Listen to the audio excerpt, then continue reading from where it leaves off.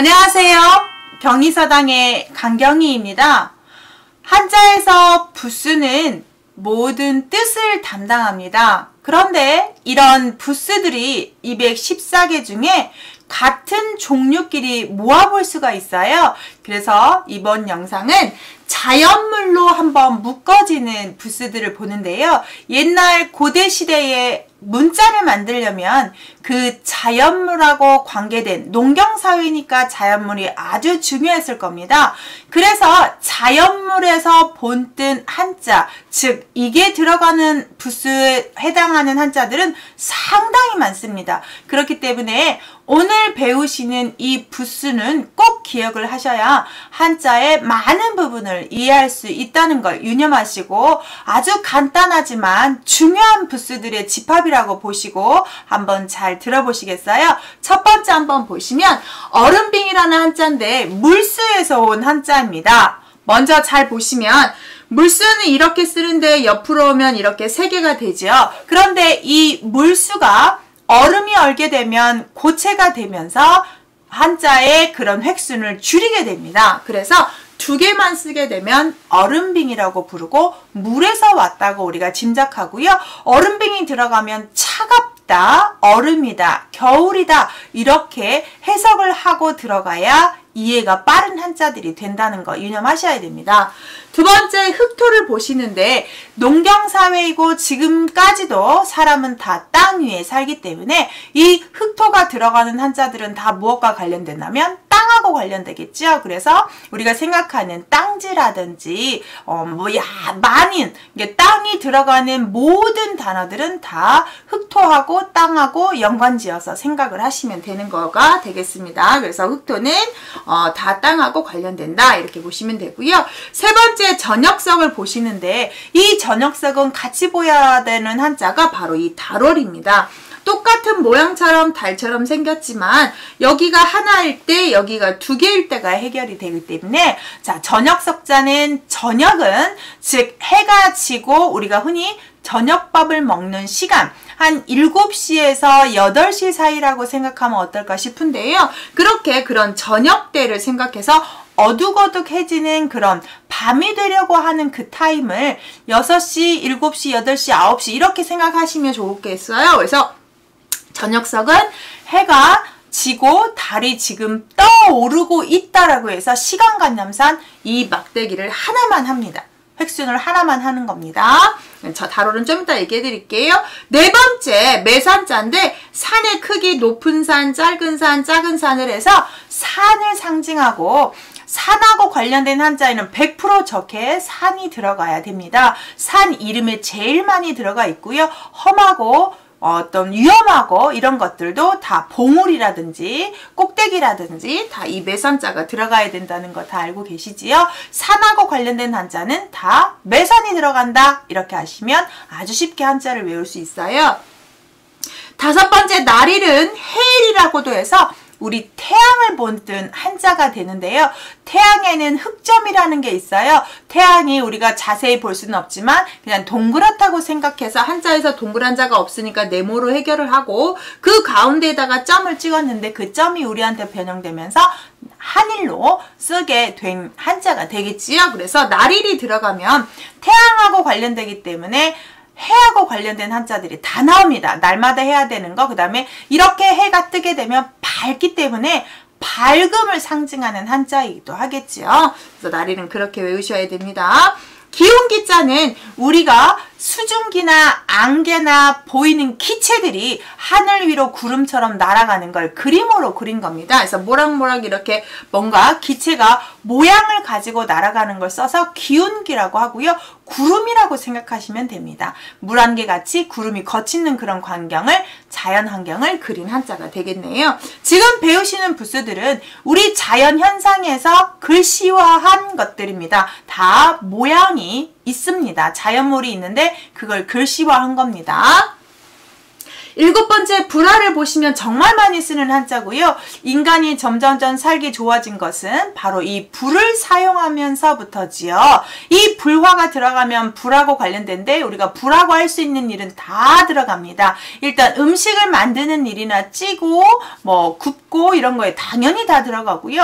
뜨겁다 이럴 때도 다 들어가겠죠. 불화는 아래로 오면 모양이 이렇게 변한다는 거 참고하시고, 저렇게 불화가 아래로 왔을 때 얘는 불화라고 부르지 않고 불화발이라고 부릅니다. 부수 명칭 기본 규칙에 제가 말씀드렸듯이 아랫부분에 오는 것들은 다 발이라고 명칭을 하는데, 불화발을 연화발이라고 부르는 사람들도 있고 책도 있는데, 왜 연화발이냐면 그럴 연자 아래쪽에 있는 거에서 연화발이나 또는 불 점점점이 연결되어 있는 거 이렇게 해서 연화발이라고 부르다고 한다고 해요.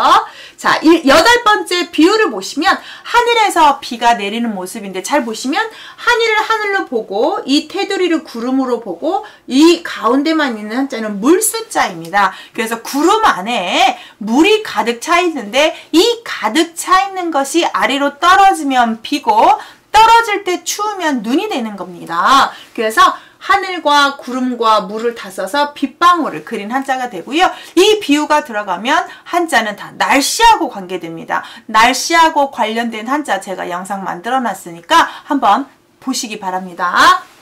9번째 작을 소자를 보시면 이 작을 소자는 작은 돌멩이를 그린 겁니다. 그래서 돌멩이 3개가 있다고 하시면 되고, 이 작을 소는 작은 돌멩이, 모래알 이런 거를 점점점 찍어서 만든 한자가 우리 지금 현재 이런 모양으로 변한 거고요. 작을 소가 들어가면 작다로 해석을 하고 들어가시면 거의 다 해석이 되는 한자가 돼요. 10번째 보시면 우리가 보통 얘를 개미허리라고 하는데, 여러분 개미허리 보신 적 있나요? 거의 저도 현미경으로만 봐야 볼 수 있는 건데요. 이건 옛날 우리 공부를 가르치는 선생님들이 잘 외우라고 붙인 별명이고, 진짜 이름은 내천입니다. 냇물이 흐르고 있는 모습이고요. 냇물의 흐름이 원래는 이렇게 꼬불꼬불했는데 지금은 현재 직강공사에서 이렇게 반듯하게 하는 냇물에서 이게 들어가면 다 물로 해석하시면 됩니다. 물입니다. 냇물, 강이에요. 그래서 이거 들어가는 한자는 이렇게든 물이다, 냇물이다 이렇게 생각하고 해석을 들어가셔야 됩니다. 11번째 아까 저녁석하고 같이 했던 것처럼 이렇게 구름이 2개가 지나가게 되면 달월이 돼서 한밤중이 됩니다. 아주 깜깜한 한밤중이 되고, 이 달로 인해서 날을 계산했기 때문에 달월이 들어가면 몇 월, 몇 날, 몇 년 이런 기간을 상징하는 한자가 많아요. 달을 상징하는 한자는 거의 이렇게 시간관념과 관계된 한자고요. 이 모양을 했는데 신체하고 관련된 한자가 되는 위치가 변해야 됩니다. 그 6달월 규칙은 제가 또 6달월에 대해서 설명한 부수가 있으니까 여러분 한번 보시고요. 제가 맨 마지막 추천 영상에 이런 영상 한번 띄워놓을게, 한번 보세요. 달월이 들어갈 때와 고기육자로 사용하는 6달월이 들어가는 거 위치가 상당히 달라야 됩니다.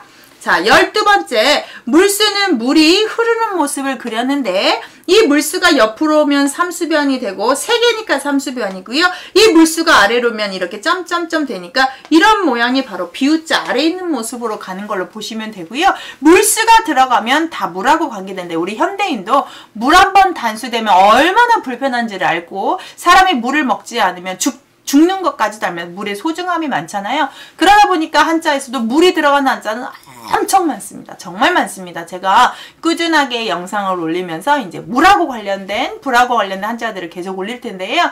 이렇게 한자는 뜻을 담당하는 부수 위주로 모아서 보면 또 쉽게 간단하게 이해할 수가 있거든요. 자, 물수 들어가면 물하고 관계된다 이렇게 하시면 좋겠고요. 13번째 흰백을 보시면 이 흰백은 태양이 떠올라서 비치는 모습, 그래서 날일에다가 비친다고 해서 삐침 하나만 비춰서 하얀색 태양이라고 하는데, 보통 아이들이 태양을 그리라고 하면 노란색으로 빨간색으로 색칠을 하죠. 진짜로 태양은 빛을 우리가 알 수가 없죠. 눈으로 직접 볼 수도 없고요. 그래서 그 태양 빛은 흰색일 거다라고 해서 흰백이라고 표현을 하고 있다고 합니다.